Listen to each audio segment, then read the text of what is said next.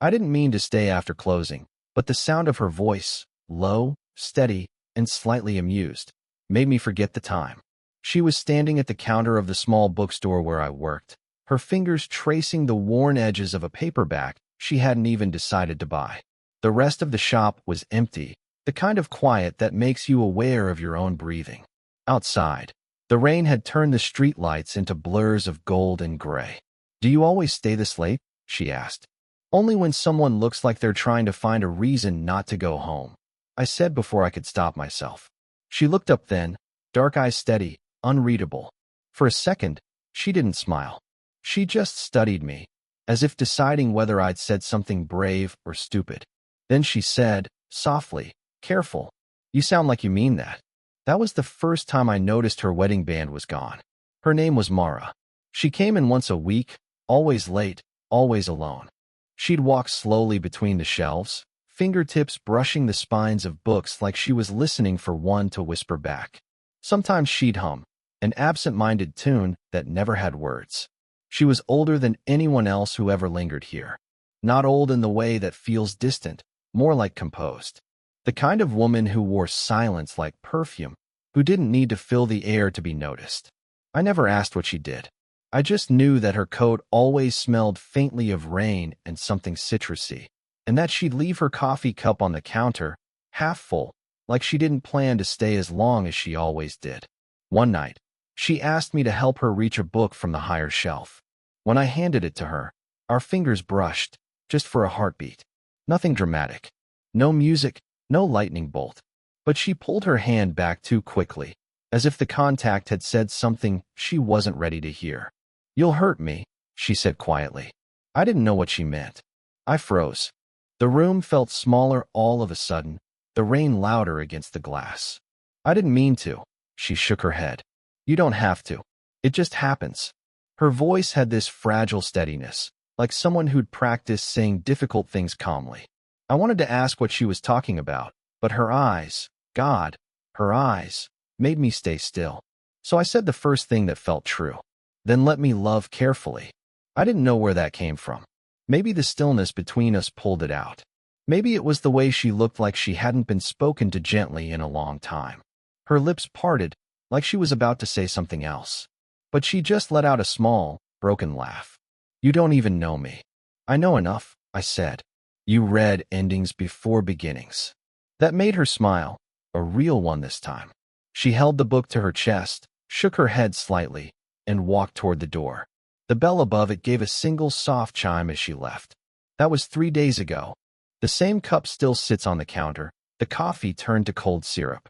I've tried to wipe the ring it left, but it won't come off. Every time the door opens, I look up too fast. I tell myself it's just curiosity, that I want to know if she finished the book. But that's a lie. What I really want is to hear her say my name again. Slow, deliberate, like it means something she's still afraid to admit. The next time she came in, it wasn't raining, but the air felt the same. That kind of damp stillness that clings to your skin and makes every sound seem louder than it should. Mara was already there when I arrived, sitting behind the counter like she belonged to the place. There was a stack of books beside her, old first editions that needed cleaning. I froze in the doorway, surprised. "You said you needed help organizing the back shelf," she said without looking up. I had time. She'd rolled up the sleeves of her gray sweater. Her wrists were thin, the veins faintly visible under soft skin. She handled the books carefully, like they were living things. "I didn't think you'd actually show up." She finally looked up. "You sounded like you wanted the company." Her tone wasn't teasing. It was gentle, matter-of-fact, and it made me feel seen in a way that felt almost dangerous. We worked quietly. Dust hung in the light from the front window, turning the air gold. Every now and then, our hands brushed as we passed books back and forth. I tried to focus on the spines, the alphabetizing, anything but the way her hair kept falling loose from its clip. She noticed me looking once and said, "You shouldn't watch people like that." I hesitated. "Like what?" "Like you're waiting for them to break." Her voice was steady, but something in her eyes wasn't. There was a shadow there, tired, but not hopeless. "I wasn't," I said. "You just look like you've had to hold too many things together for too long." Her hands stilled on the counter. For a long moment, she didn't answer. Then she exhaled, a quiet, almost laughless sound. "You're too young to say things like that," she murmured. "I didn't mean," she waved a hand, softening. "No, it's fine. You just remind me of something I used to believe in." The sentence trailed off, unfinished, like she'd caught herself before saying too much. She turned back to the books, her fingers trembling slightly as she lifted another one. I wanted to ask what she meant, but I didn't. Instead, I reached over to steady the pile she was struggling with. My hand brushed hers again, brief, deliberate this time. She didn't pull away. Her eyes flicked up to mine, and for the first time, she didn't look guarded. Just tired. The kind of tired that has nothing to do with sleep. "Thank you," she said quietly. I nodded, not trusting my voice. The clock above the counter ticked, too loud in the silence that followed. She turned slightly toward me, as if to say something more, but then just smiled, small, unfinished, and looked away. And in that pause, that quiet moment where nothing happened, everything shifted. Because I knew, even if she never came back, that I'd spend days replaying the way her hand had trembled when it touched mine. It was a Thursday night, quiet except for the hum of the heater and the soft patter of wind against the windows. I'd stayed late again, sorting invoices in the back room of the shop, pretending it was work keeping me there. Mara appeared in the doorway, holding 2 paper cups. "You looked like you needed coffee," she said. I smiled. "You always seem to know when I do." She leaned against the doorframe, one foot crossed over the other, the faintest smudge of fatigue under her eyes. The cup trembled slightly in her hand, not from cold, but from something I couldn't name. We sat at the small counter near the front window. Outside, the streetlights flickered against a low drizzle. The world felt half asleep. "You ever get tired of all this?" she asked suddenly. "All what?" "This," she gestured. "The books, the quiet, the pretending." "Pretending what?" She smiled faintly. "That the things we want are still far away." I didn't know what to say to that. The air between us thickened, not uncomfortable, just fragile. She stirred her coffee, though she hadn't added anything to it. I watched the small, restless motion of the spoon, her hand moving in circles as if afraid to be still. "I got a call from my ex-husband earlier," she said after a long pause. "He wants to meet for dinner." "Closure," he said. Her tone was light, but her shoulders were tense, her voice a little too casual. "Do you want to go?" She tilted her head, considering. "Want isn't the word. But some things don't end just because we stop looking at them." Her eyes met mine, and for a heartbeat, the rest of the world went quiet. I could smell her perfume, faint, familiar, citrus, and something warm underneath. She wasn't wearing her coat, just a simple dark blouse that slipped slightly off one shoulder when she leaned forward. I saw the faintest scar near her collarbone, small and pale. She noticed me noticing. Her breath caught, just barely. "Mara," I started, not sure what would follow. She looked up, waiting. But before I could find the right words, her phone buzzed on the counter. The screen lit up, a name I didn't want to read. Her hand hovered over it, then withdrew. The moment cracked open and drained away. "I should probably go," she said quietly. "Yeah," I said. It came out more like an exhale than a word. She stood, smoothing her sleeve. The rain had started again, harder this time, drumming softly against the glass. When she reached the door, she hesitated, hand on the knob. "You make it hard to leave, you know." I wanted to tell her to stay. I almost did. But instead, I said nothing. Just watched as she walked out into the rain, her reflection fading in the window's glare. The untouched coffee sat between us, still warm. She came back on a Sunday. No rain this time. Just that washed-out light that makes everything look a little older. The store was closed, but I was inside anyway, reorganizing shelves that didn't need it. When she knocked on the glass, I froze. I thought she'd decided not to come back. Mara stepped in, her hair still damp from the morning fog. She didn't speak at first, just looked around like she wasn't sure she belonged here anymore. "I tried calling," she said finally. I nodded. "I know. You didn't answer." I didn't know what to say.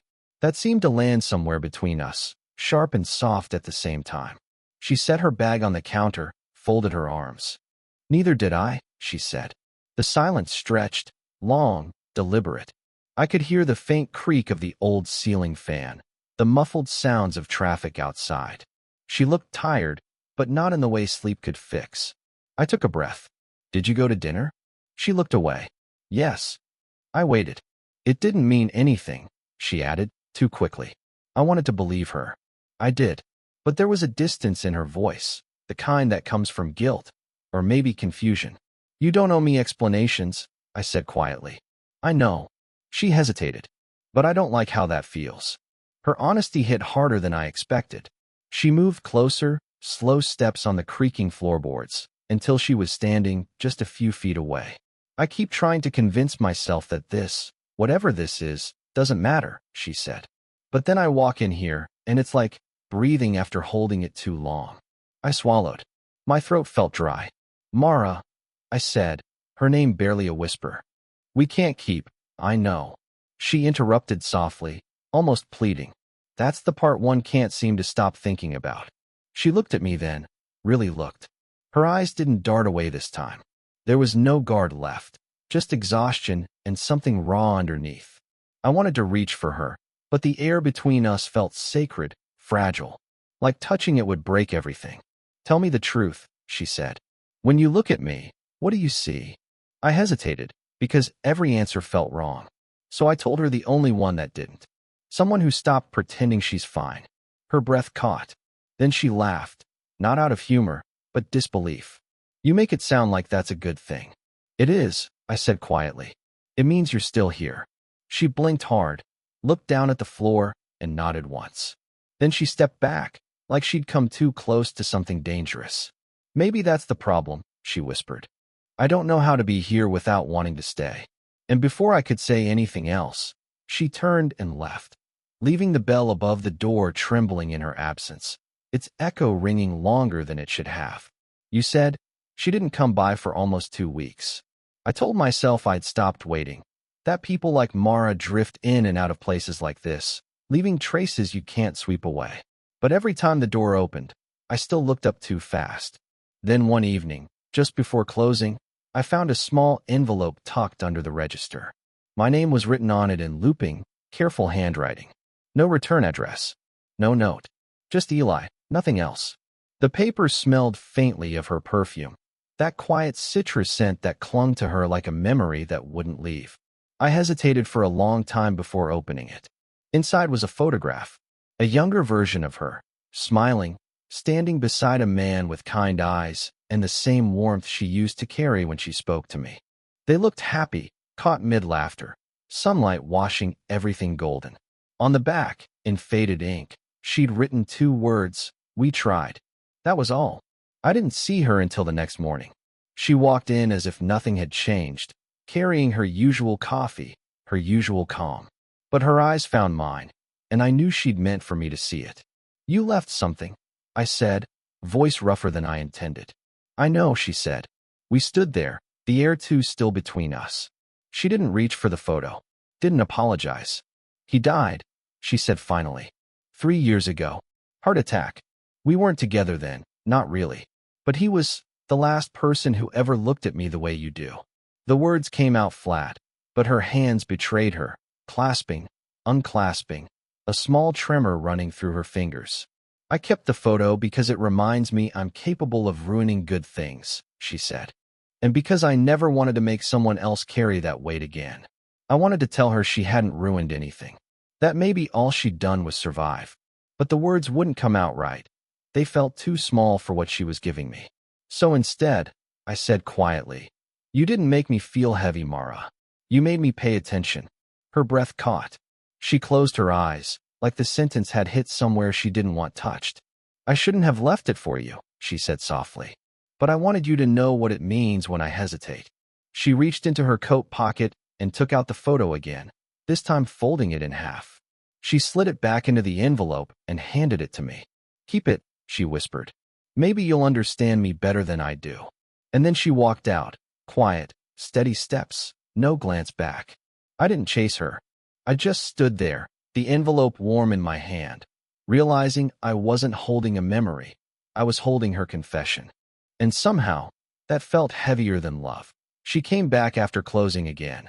No knock this time. just the faint jingle of the door and her silhouette framed in the streetlight. I didn't move from the counter. I'd half expected this moment, but not how quiet it would be. Mara stood there for a while, as if weighing whether to stay. Then she said, "I thought I could leave it where we did. I was wrong." Her voice was softer than I'd ever heard it. Tired, yes, but there was something open in it too, like a door left ajar. "I read your note again," I said. "The photo." She nodded. "I shouldn't have given you that part of my life." "Maybe you needed to," I said.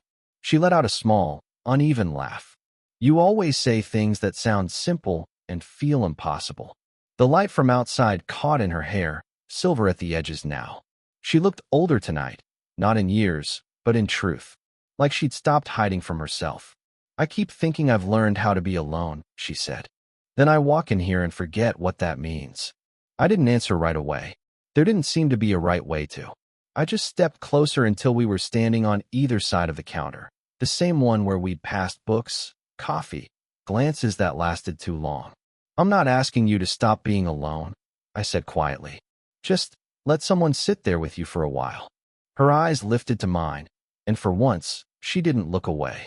There was no tension now, no guilt, just that quiet recognition that something had already happened between us long before either of us said it aloud. "I don't know how to do this," she whispered. "Neither do I." The clock ticked behind us. 1, 2, 3 beats of silence that felt endless. Then she reached across the counter, fingers hesitating before touching mine. Not a grab, not even a real hold, just skin meeting skin, deliberate, fragile. Her hand was cold. I covered it with both of mine. That was it. No confessions, no promises. Just two people standing still, sharing the same air, finally too tired to pretend they weren't both already changed. After a long moment, she said, "If we ruin this, it'll hurt." "Probably," I said, "but maybe not the way you think." She smiled, faint, unguarded, and then did something I hadn't expected. She leaned forward, resting her forehead lightly against mine. Just a breath, no pressure. It wasn't a kiss. It was an exhale that carried everything we hadn't said. When she finally stepped back, she whispered, "Then let's be careful." And that was all. No goodbyes, no grand gestures. Just her leaving the warmth of her hand behind in mine, and the quiet certainty that whatever this was, whatever it became, it had already begun long before either of us admitted it. It's been months since that night, but the world still feels quieter because of her. Not empty, just measured. Like everything slowed down to the pace of her breathing that evening. Mara doesn't come by the shop as often anymore. She says she's busy teaching a writing class across town, that the schedule doesn't line up. But every now and then, she leaves a book at the counter, always one I'd once mentioned I hadn't read yet, always with a small folded note inside. The first time I found one, the note only said, "You were right. It's not about being fine." Since then, she never signs them. She doesn't have to. I still make her coffee sometimes, just in case she walks through the door again. Half milk, no sugar, though she always insisted she didn't care how it tasted. I think she just liked the ritual of being handed something warm. Maybe that's what we both were. Two people trying to hand each other warmth without spilling it. I don't replay what happened anymore. I just carry it, quietly, like a scar that doesn't ache but still remembers the cut. People ask why I still work here, why I don't move on, do something bigger. I never know how to answer without sounding sentimental. The truth is, this place, the dust, the coffee rings, the shelves we organized side by side. It's where I learned the difference between wanting someone and seeing them. She taught me that love isn't always loud. Sometimes it's two people standing in the same silence, both too afraid to ruin it. Sometimes it's walking away before it becomes a promise you can't keep. And sometimes it's knowing that what you had, even if it wasn't forever, was real enough to change the way you see the world. The photo she gave me is still in the drawer behind the counter. I don't look at it much, but I don't throw it away either. It reminds me that people aren't lessons to learn. They're seasons you live through. Some stay, some fade, but every one of them leaves you a little more human. Last week, a customer asked me to recommend something quiet but honest. I handed her the same book Mara used to reach for every time she came in, Letters to a Young Poet. I didn't say why. I just smiled. Before she left, the woman said, "You look like you're waiting for someone." I almost laughed. "Maybe I am," I said. "Or maybe I already met them." She looked confused, but it didn't matter. When the door closed, I turned the sign to closed and sat by the window for a while, watching the rain blur the streetlights again. It felt like memory looping back, not painful, just familiar. And if you're still here, listening, tell me, have you ever met someone who didn't stay, but somehow never really left?